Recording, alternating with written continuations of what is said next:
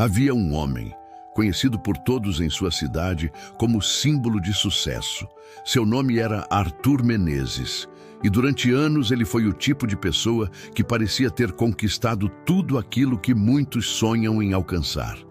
Era dono de empresas, possuía carros de luxo, mansões com jardins perfeitos, viajava para lugares que a maioria das pessoas só via em revistas. Quando entrava em um restaurante, era recebido como realeza.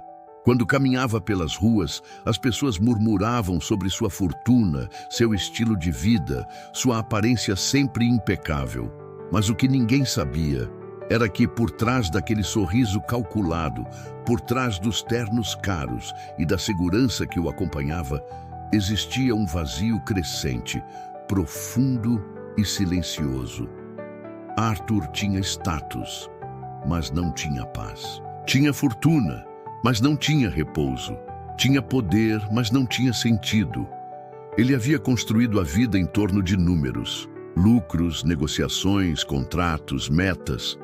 Tudo aquilo parecia sólido, mas era como areia escorrendo entre os dedos. E então veio o inesperado. Tudo começou com uma decisão errada, um investimento arriscado que parecia promissor. Depois, vieram os sócios que o traíram, os amigos que desapareceram quando o dinheiro deixou de circular, os processos judiciais, os bancos cobrando cada centavo.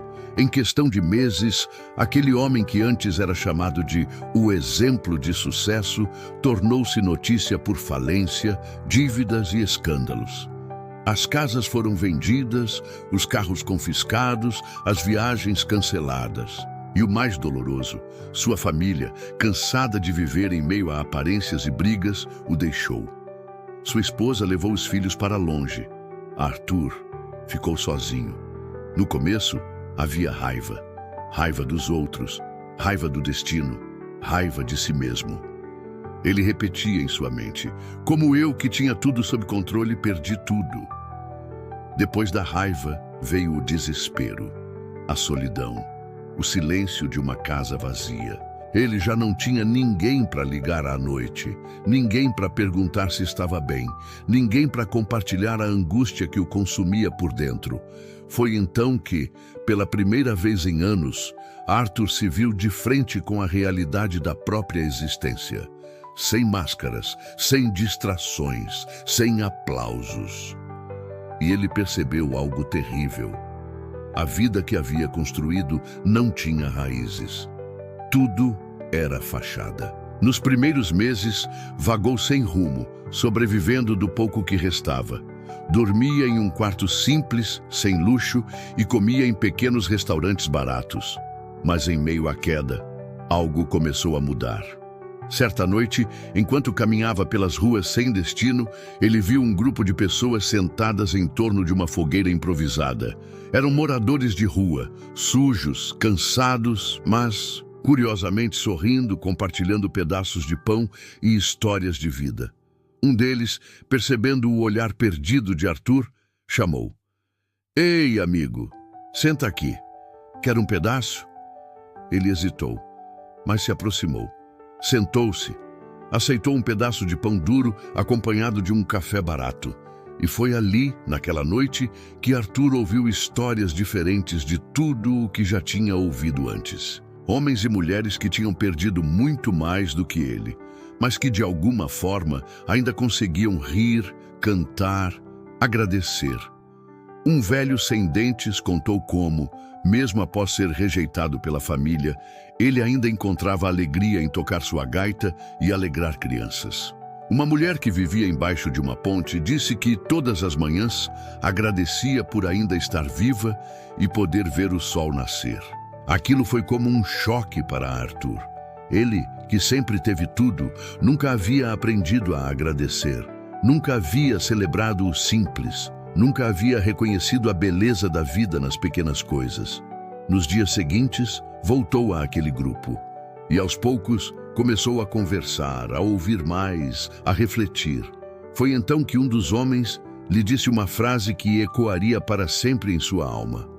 "Sabe, companheiro, a gente só entende o valor da vida quando não tem nada.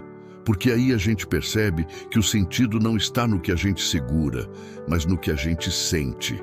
Essa frase caiu como um raio dentro dele. Naquela noite, Arthur não conseguiu dormir.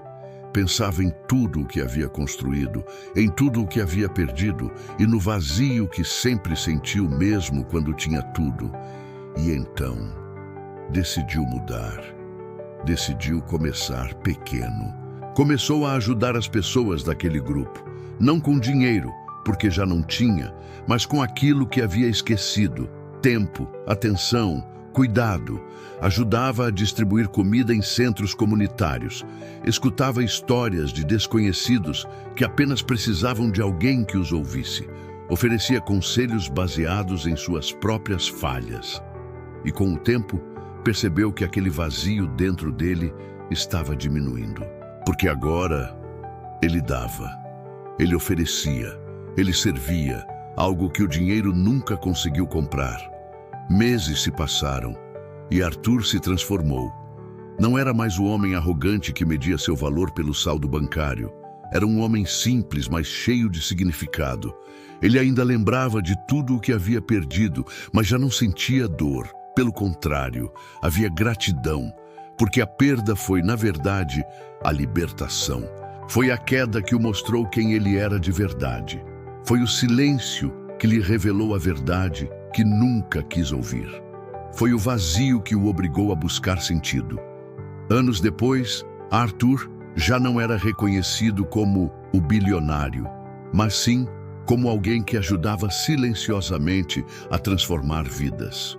Fundou, com a ajuda de amigos que fez nas ruas, um pequeno centro comunitário para acolher pessoas em situação de abandono. Ali, dava palestras, compartilhava sua história, ajudava pessoas a se reerguerem e sempre repetia a mesma frase: eu precisei perder tudo para encontrar o que realmente importa. Ele havia descoberto o propósito. Não estava em fortunas, não estava em títulos, não estava em poder. O sentido da vida estava em algo simples, mas profundo: amar, servir e compartilhar. E de uma maneira paradoxal, foi somente no fundo do poço que ele descobriu o céu. Se você já perdeu algo, lembre-se, talvez não seja o fim. Talvez seja apenas o começo de descobrir quem você realmente é. Porque às vezes é na queda que encontramos nossas asas. Se você gostou dessa história, inscreva-se no canal Entre o Destino e a Alma e acompanhe novas narrativas toda semana.